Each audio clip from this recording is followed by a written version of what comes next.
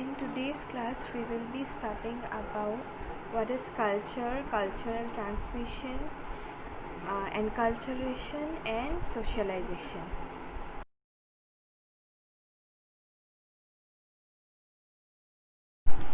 So, in simple terms, culture is the customs, ideas, beliefs that we preach or practice in a particular society, a country, etc. But let us study culture in details. What does it comprise of, and how did it form, and how we get influenced by culture, and how we also influence culture. So, some believe that culture really exists out there and it matters to individuals, while others believe that culture does not really exist. Instead, it is an idea created and shared by a group of people. So it is up to you whatever you believe about culture. If it is just an idea that we share and we practice, or it is really out there. So there are so many definitions of culture. Just now I have given you one definition of culture. So many people can give many different definitions about culture. So one is that culture includes behavioral products of others who preceded us, as in those who were born before us, our parents, their parents, and our friends' parents, their parents, all those people, their behavioral products, the way they behave, they passed on to us, those behavioral products. It indicates both substantial and abstract particulars that have prior existence in one form or another.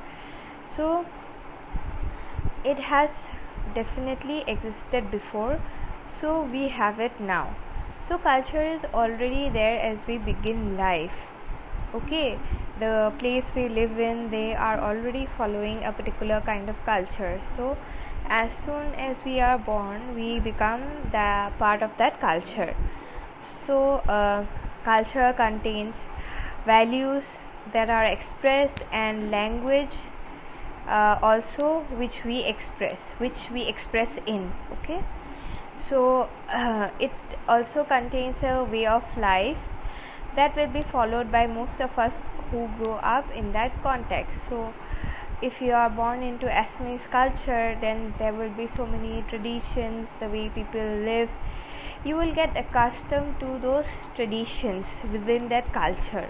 Okay, so culture provides meaning by creating significant categories like social practices, for example marriage, and roles like that of a bridegroom, as well as values, beliefs, and premises. So for example, now marriage is not a biological need, or it's not a physiological need, but rather it's a product of culture.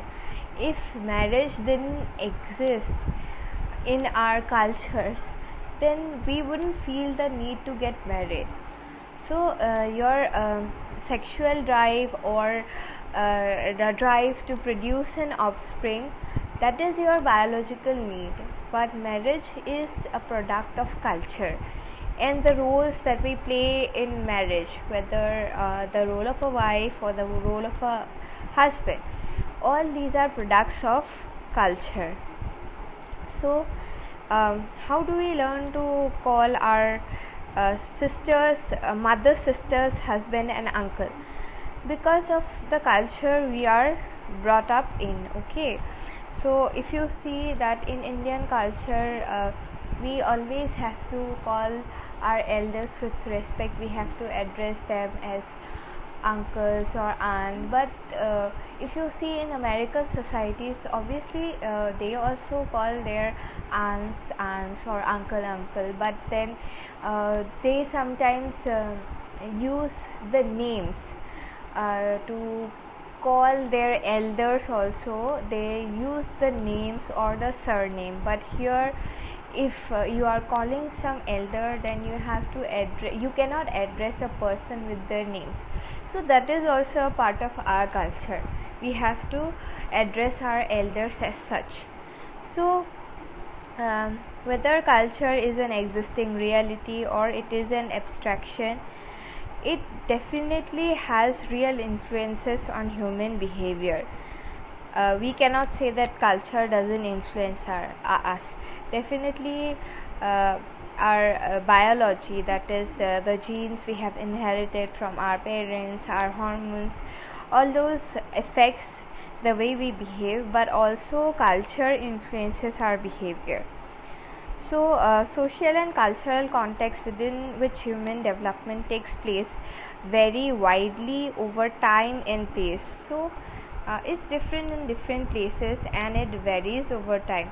For example, some 20 years ago, children in India would not have known several products that are now a part of a child's world.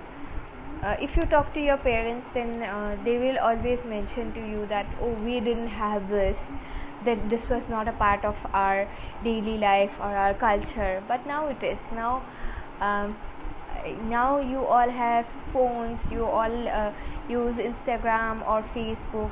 Maybe when your parents were your age, then they didn't use these gadgets, or they didn't socialize through Instagram or Facebook, so that was not there for them.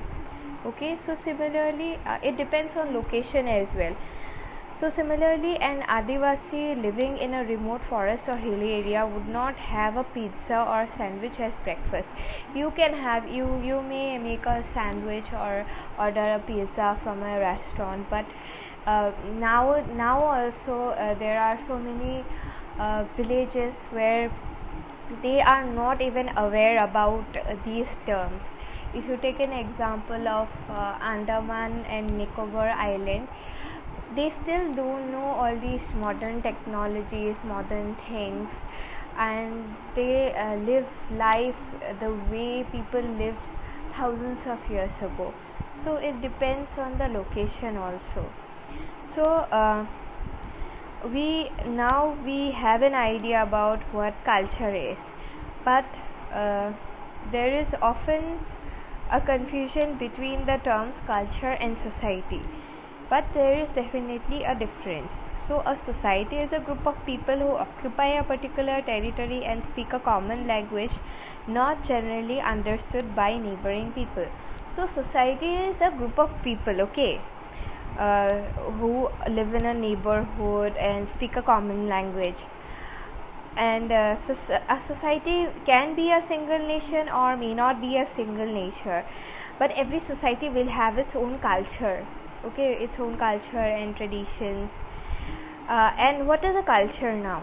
So culture is the label for all different features that vary from society to society. Okay, culture comprises of different ideas, belief system, values, which differs from society to society. Okay, so different societies have different culture. So it is these different features of society whose influences psychologists want to examine in their studies of human behavior. Thus, a group of people who manage their livelihood through hunting and gathering in forests would represent a life characterized by certain features that will not be found in a society that lives mainly on agricultural produce or wage earnings. So if your culture is different from another culture, the way you live your life also will be different from that other culture. Okay, so psychologists are particularly interested in studying the cultural differences and how it affects their behavior.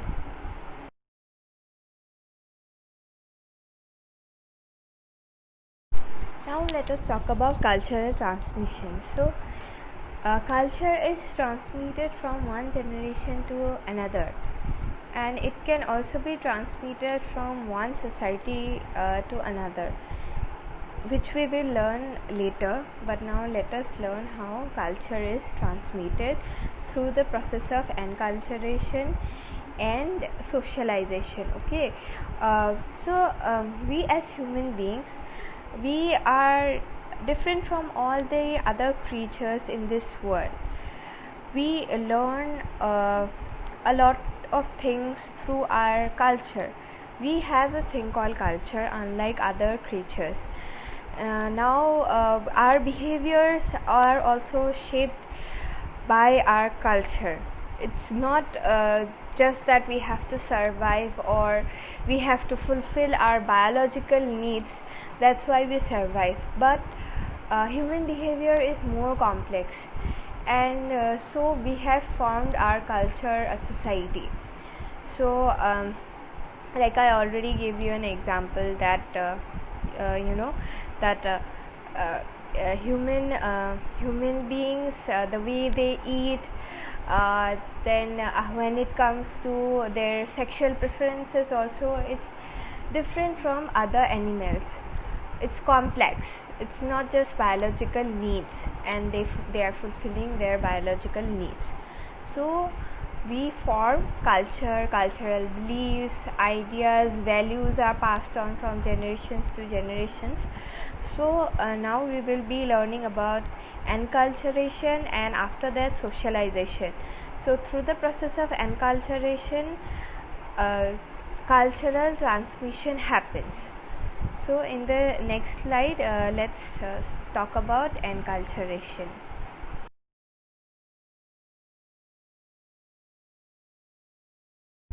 So enculturation refers to all learning that takes place without direct, deliberate teaching.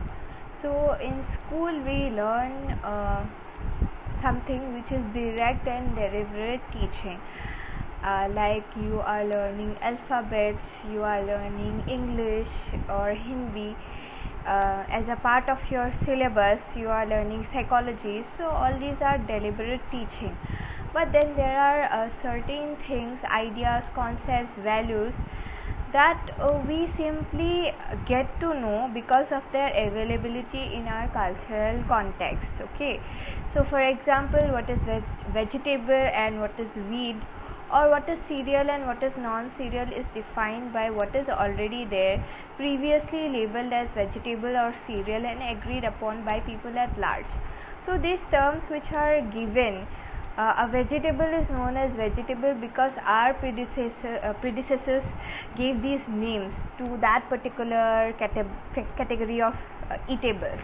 Okay, so of course we study which are vegetables and which are fruits as a part of our studies also, in our syllabus also.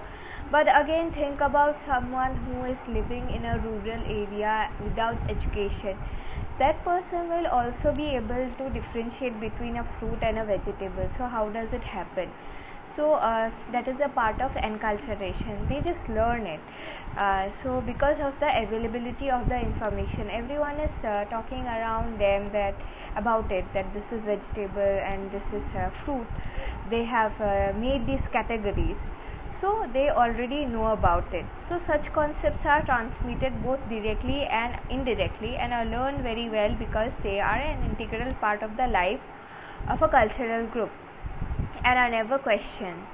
All such examples of learning are called enculturation. So enculturation refers to the learning which takes place without direct or deliberate teaching. Always remember that. Enculturation refers to all learning that occurs in human life because of its availability in our socio-cultural context. So if it is not available in your socio-cultural context, we won't learn it.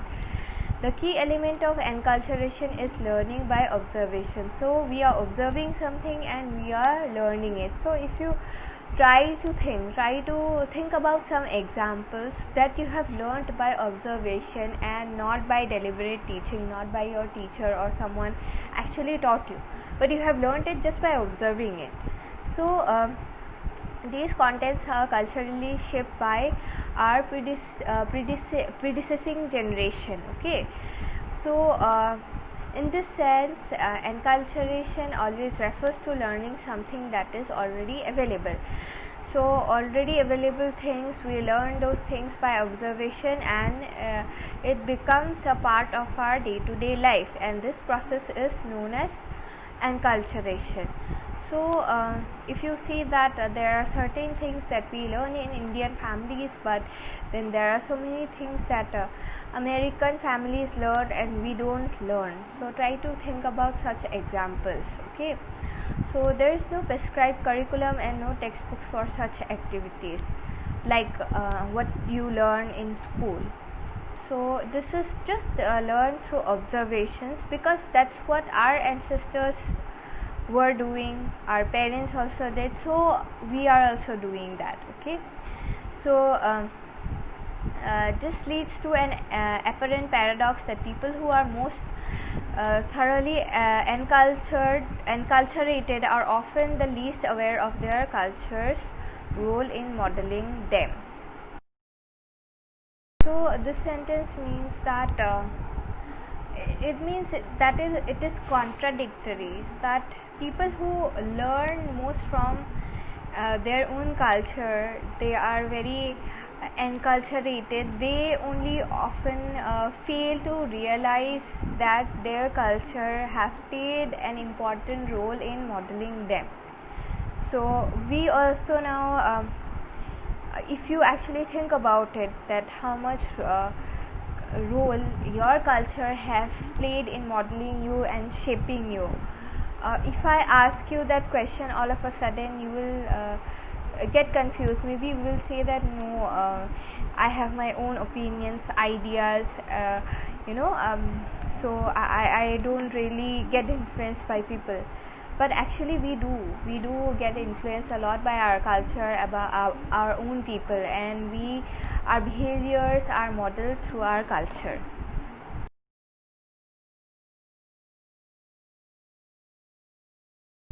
Now let us talk about socialization. Socialization is a process by which individuals acquire knowledge, skills and dispositions which enable them to participate as effective members of groups in society. So as we all know that human beings are social animals. So socialization is definitely a part of our lives. It is a lifelong process and continues throughout our lifespan. Okay, so we do not stop socializing. So socialization forms the basis of social and cultural transmission from one generation to the next. Because we are socializing, that's why our culture has been transmitted from one generation to the other. Otherwise, how will it be transmitted, right?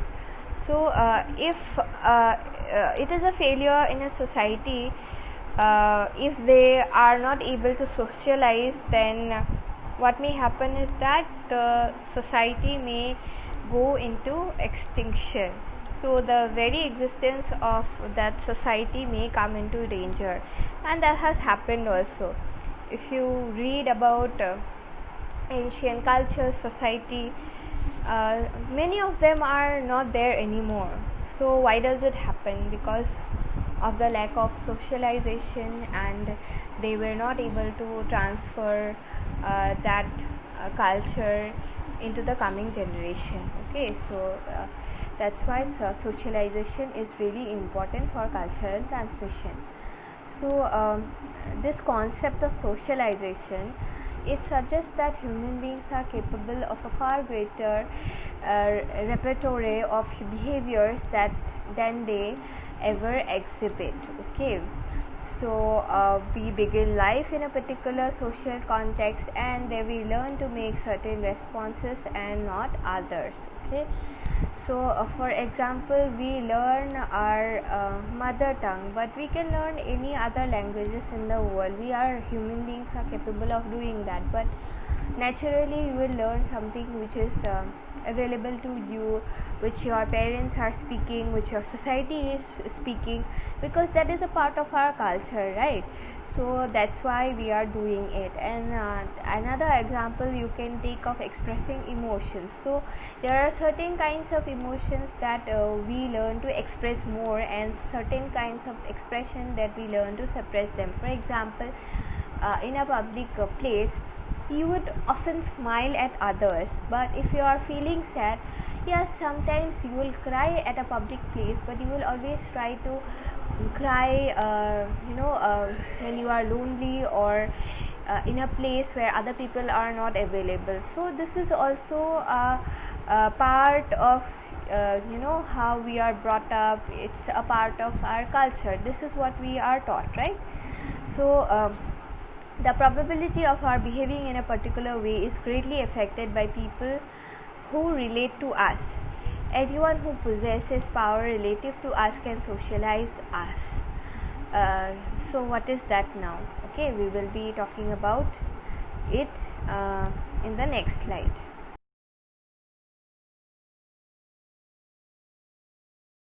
So people who possess the power who can socialize with us are known as socialization agents.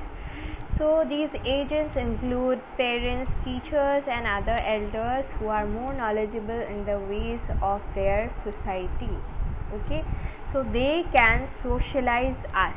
Okay, so under certain conditions, however, even our age peers can affect socialization.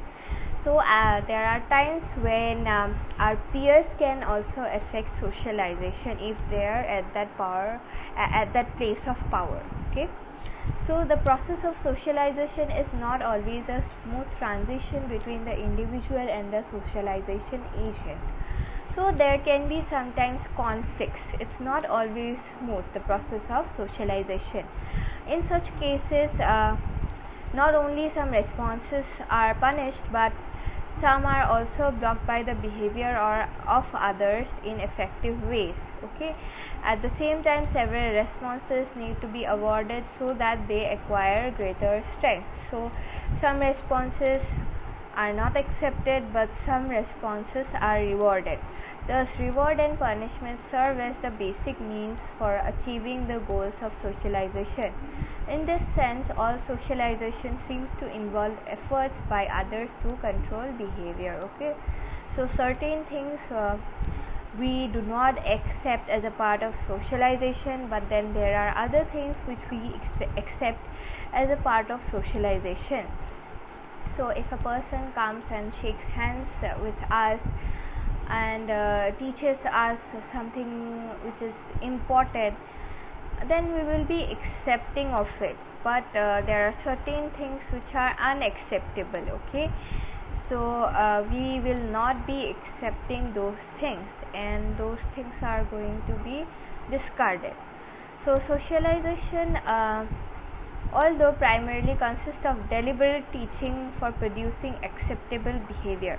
So remember, in enculturation there is no deliberate teaching, but in socialization there is deliberate teaching. But this process is unidirectional. It is deliberate but unidirectional. Okay, it is not fixed. Individuals are not only influenced by their social environment, but they also influence it. So it's a two-way process. I already told you that it is a two-way process. We are also shaped by our social environment, and we also influence the social environment. Okay, so but again there is another concept that we will be learning later.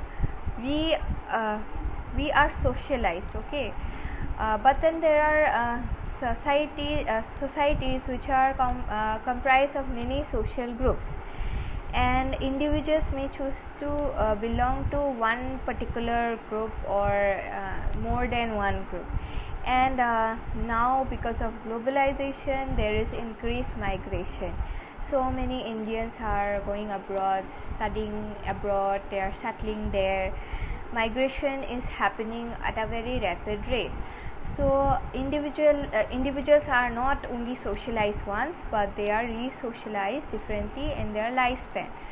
So obviously, if you have lived 10 years of your life in India, but the other 20 years in abroad, then you will have characteristics of both the societies. Okay, so this process is known as acculturation, which we will discuss later in this chapter. Okay, so because of the process of enculturation and socialization, we find behavioral similarities within societies and behavioral differences across societies. So if you see that the society that we have in Assam, it can vary from what you have in Delhi. So there will be many behavioral similarities and differences among societies, and this happens because of our culture, because of how we socialize, and through the process of enculturation. Enculturation means engagement of people in their culture. since most of the learning takes place with our engagement in our culture, socialization can be easily subsumed under the process of enculturation. So please remember this point. So for example, I studied in Delhi. So when I was in Delhi, we used to form groups like Assamese society groups or Northeast society groups, like that we used to form, and we used to have our cultural fest. So this happens because of our cultural similarities. So we feel that we are alike, we have similarities, so we celebrate things together. So this happens because of enculturation and socialization within a society. Okay, so one example that I want to give you is that our learning involves both enculturation and socialization, and language is a very good example here. So while a lot of language learning takes place spontaneously, there is also certain amount of direct teaching of language, such as grammar courses in elementary school. So definitely we learn our mother tongue from our parents or from people around us. So someone who doesn't go to school will also be able to learn how to speak Assamese or Hindi or any other languages which is spoken in that particular society area. But on the other hand, learning of language other than the mother tongue, such as learning of Hindi by an European child or French by an Indian child, is a completely deliberate process. So you have French classes in your school, so if you have learned French, so it is a completely deliberate process, unlike learning your mother tongue.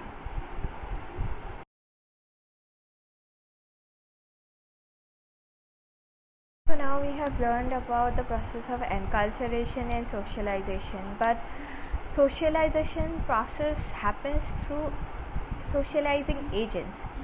And who are those agents? Those who possess the power to socialize us. So who are these people? So number one is your parents. So parents have most direct and significant impact on children's development. So you are born into a family, and the first people who influence you is your parents. So parents encourage your behaviors by rewarding you verbally, by saying that, oh, you have done really well, or sometimes discouraging also your behavior by not approving your behavior, that this is not right, this is you are not supposed to do. So you get influenced a lot by your parents. Okay, so if you see that the way you behave is shaped a lot by how your parents behave. If you see the difference between you and your friend, your parents and your friend's parents, then you will be able to understand it. Okay, think about it. So now let us talk a bit about parenting style. Okay, so a distinction is made between authoritative, authoritarian and democratic or permissive parenting styles. So these are your 4 types of parenting styles. Studies indicate that parents vary enormously in the treatment of children in terms of their degree of acceptance and degree of control. The conditions of life in which parents live, like poverty, illness, job stress, nature of family, also influence the styles they adopt in socializing children.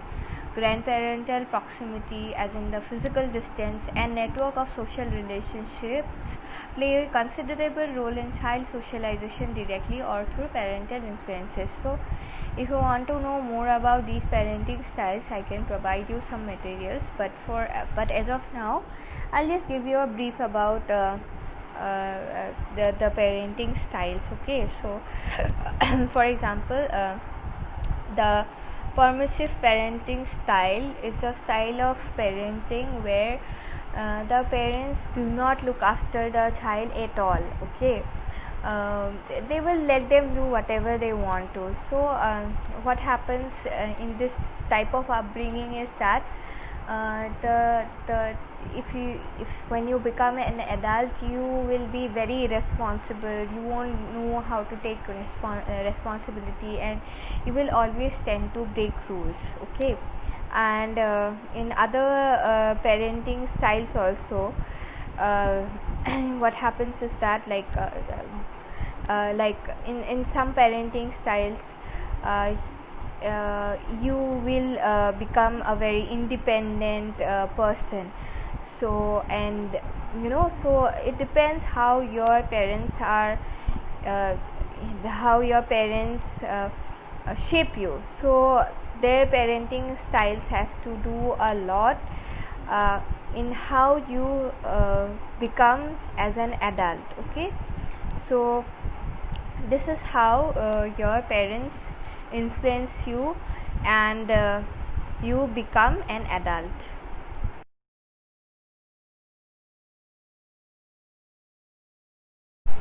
School is another important socializing agent. Most of our times, from our childhood till the time we are growing, we are in school. So there's a lot of interaction with our teachers, peers, and so school is also viewed as a very important agent of child socialization, more than sometimes even parents and family. Children don't only learn reading, writing, or do mathematics in school, but also many social skills, the way you behave with your elders and age mates and a senior. So you learn the rules. When it comes to a teacher, the way you behave with the teacher is different from with a person of your same age. The way you behave with your senior is different from the way you behave with your teachers. So you understand about roles, you accept roles, you fulfill your responsibilities. So all these things you learn in school. And other several positive qualities like initiative taking, self control, responsibility, creativity are encouraged in school. So it's not only just academics, but there are extracurricular activities where you are encouraged, and so many programs happen, and you have to take part and take responsibility also. Sometimes you are made the leader, sometimes as a participant also you have to take responsibility. So all these things you learn in school. So school is a place where children acquire uh, all knowledge through curriculum or interactions with teachers and peers, and also get transferred to other important domains of their lives. So many researchers believe that a good school can altogether transform a child's personality.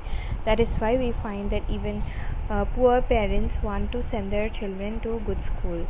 So now your school is one of the most reputed schools in Guwahati. So I'm sure that your parents had something in their minds that we will make our children study in faculty school for your growth and development, for your socialization skills.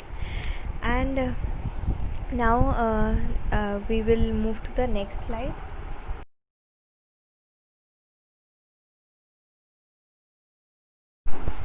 So now peer groups and media influences. So peer groups as in people of the same, almost the same age group, like your age. Okay, so a peer can be your classmate, or a peer can be someone who is a year junior or a year senior to you, or someone from a different school but around the same age group. So those are your peer. Okay, so friendship acquires great significance in this respect, like you become friends with your peers. So it provides a good opportunity to be in company of others, but also for organizing various activities like play um, collectively with the members of their own age. So at your age, now you are at this age of adolescence, where you are developing a serious relationship with your friends, and also other kinds of relationships. So as children, you had friends with whom you played a lot. So through different stages of life, you learn to socialize with people of the same age group, and you learn also a lot. So development of self identity is greatly facilitated by the peer group. Since communication of children with peer group is direct, process of socialization is generally smooth. So we don't feel the generation group with our peer groups, and so we get along with our peer groups a lot. You cannot have only your parents or your siblings in your life, but we also need people from the same age group, because we get along with them really well. Okay, so peer groups are another agent of socialization. Then comes your media influences. So through television, newspapers, books, cinema, external world, social media, it is impacting our lives. Okay, so children learn different things from these sources, and adolescents like you often derive your models from social media, or you have a lot of media influences. Okay, so I'm sure that you have your idols whom you watch on social media, YouTube, Instagram, different platforms, and also TV. So there is a need to use this agent of socialization, and also you chat through these different platforms and make friends also, so you socialize. And there is a need to use this agent of socialization in a better way in order to prevent children from developing undesirable behavior. So yes, we have to use media for our benefit, and not it shouldn't affect us in a negative way. But many of the times it happens that we do get negatively affected by media, so we have to take care of it. So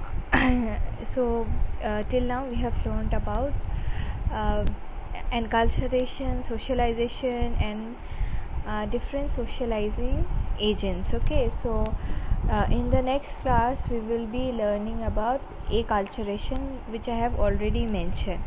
So we will be learning about acculturation in details in the next class. So that's all for today's class. Thank you.